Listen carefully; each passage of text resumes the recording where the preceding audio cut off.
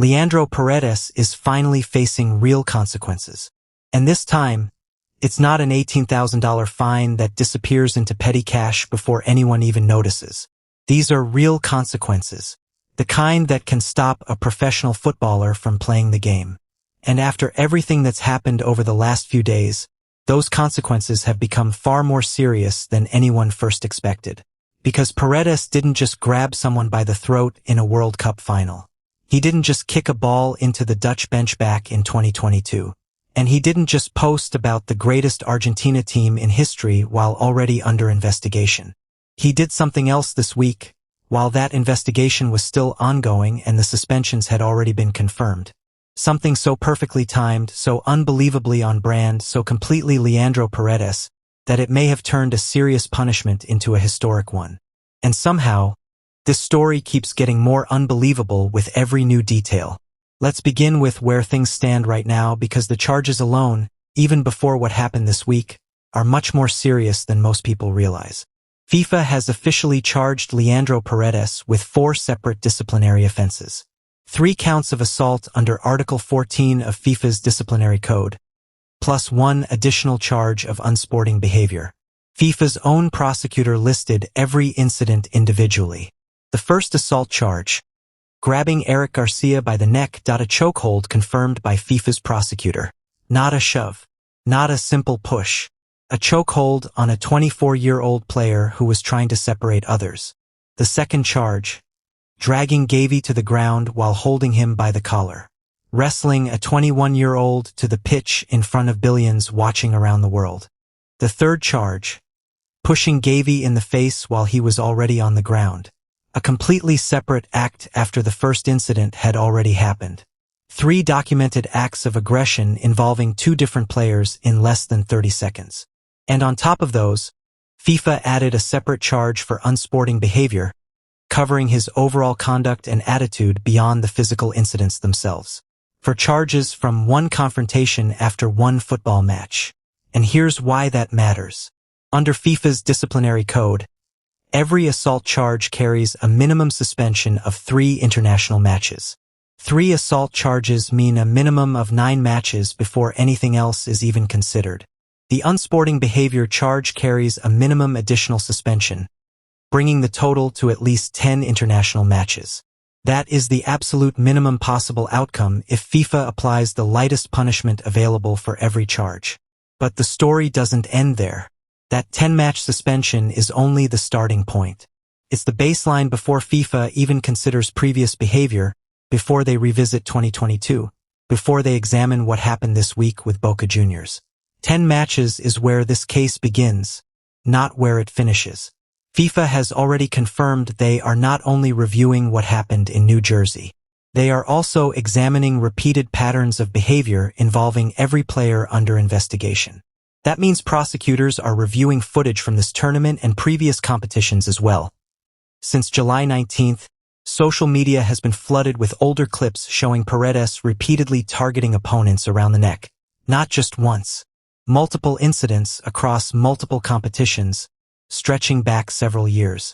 Fans around the world have been finding these clips, sharing them, and comparing them directly with what happened in New Jersey. The targeting of the neck, the chokehold, no longer appears to be a single emotional reaction. It increasingly looks like a repeated habit. And every one of those clips is now circulating at exactly the same time FIFA prosecutors are trying to determine whether this is a pattern of behavior or simply an isolated incident. FIFA confirmed they are investigating repeated behavior, and the internet has effectively handed them an entire archive of evidence. An archive that grew even larger this week when Paredes stepped onto the pitch for Boca Juniors. This is where the story takes another unexpected turn. Boca Juniors versus Newell's Old Boys. Argentine Primera División. Only his second competitive club match after the World Cup final. In the 69th minute, play was stopped. The ball was dead. Paredes picked it up and deliberately kicked it straight at Newell's player Facundo Guch during the stoppage. A dead ball deliberately kicked at an opponent while play was stopped. Sound familiar? Because it should. It's almost identical to what happened in the 2022 World Cup when he kicked the ball into the Netherlands bench. Same player. Same behavior. For years later, in only his second match after a World Cup final where he is already under investigation for 4 disciplinary charges, including 3 counts of assault. Honestly, it's difficult to believe. Even after everything that had already happened, this was still unexpected. While already facing an active FIFA investigation, he produced another incident almost identical to one from his past. The referee showed a yellow card, but that's not the important part. What matters is this. FIFA prosecutors are currently reviewing video evidence to determine whether Leandro Paredes has a consistent behavioral pattern, whether these are repeated actions rather than isolated moments. And this week, while they were doing exactly that, Paredes handed them another fresh clip to examine. BANS Sports reported that sources close to the investigation believe Paredes could receive one of the toughest individual punishments to come out of this entire tournament. That strongly suggests the minimum suspension is no longer considered the likely outcome. But this investigation is no longer only about Paredes. This week, FIFA also revealed the full scope of its investigation into the Argentine Football Association, and it's much larger than many people first reported. Beyond the individual disciplinary cases involving Paredes, Molina, and assistant coach Ayala, FIFA has opened formal proceedings against the AFA itself for breaches committed across multiple matches during the tournament, not only the final. The allegations include discriminatory chants and gestures, delayed kickoffs, failures to follow match and security protocols, inappropriate messages displayed by players and supporters, and objects thrown by spectators. That investigation covers the racist chanting, the Falklands banner, the ISHO speed racism incident, beer bottles thrown toward Cape Verde supporters, the Israeli flag waved toward Egypt's coaching staff, and several other incidents throughout the tournament. FIFA is no longer investigating one chaotic night in New Jersey. They are investigating what they believe may have been a tournament-long pattern involving both the national team and sections of its supporters. If found guilty, the AFA could face significant financial penalties and potentially restrictions affecting future hosting opportunities, something especially important considering Argentina is expected to co-host the 2030 World Cup. In the past, incidents like these might have ended with another small fine and everyone moving on. But this time feels different. FIFA is facing more pressure than it has in years. The UEFA boycott discussions surrounding FIFA Forward Enterprise, the controversy over Infantino's letter praising Argentina while investigations were still open, the leaked AFA letter, the petition calling for Argentina's ban from the World Cup, and parliamentary discussions in the UK have all placed FIFA under enormous scrutiny. Infantino is defending FIFA's credibility on multiple fronts at the same time. And because of that, the Argentina disciplinary investigation has become impossible to handle quietly. Journalists covering the FIFA Forward controversy are also covering this investigation. Politicians demanding accountability over the Infantino letter are watching what happens with Paredes.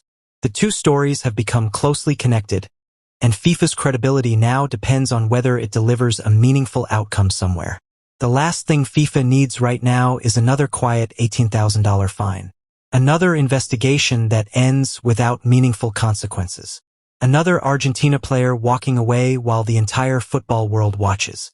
And then Paredes kicked another dead ball directly at an opponent during a stoppage. While under investigation, while prosecutors were reviewing evidence, while the entire world was paying attention, he may have handed FIFA the easiest decision it has ever had to make.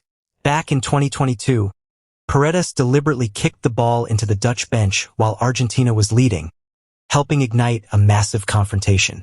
The punishment? An $18,000 fine.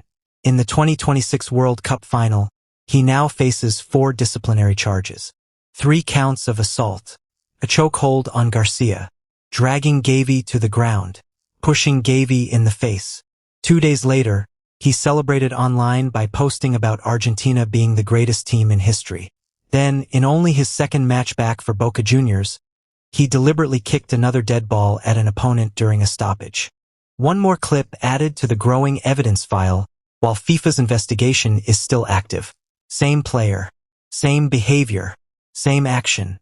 3 different incidents, 3 different competitions, 3 different groups of witnesses.